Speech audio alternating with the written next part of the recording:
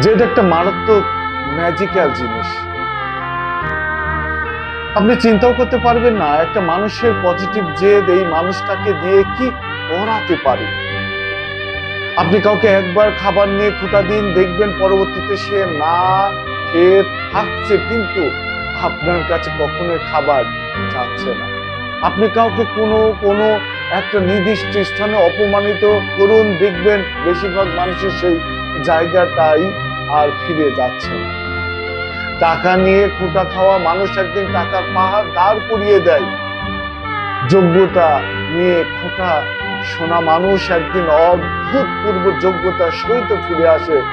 সকল মানুষের জেদ থাকা উচিত, তবে সেটা পজিটিভ জেদ, সেটা একটা নির্দিষ্ট কাউকে দেখিয়ে দেওয়ার জেদ, আমিও করতে পারি এটা প্রমাণ করার জেদ।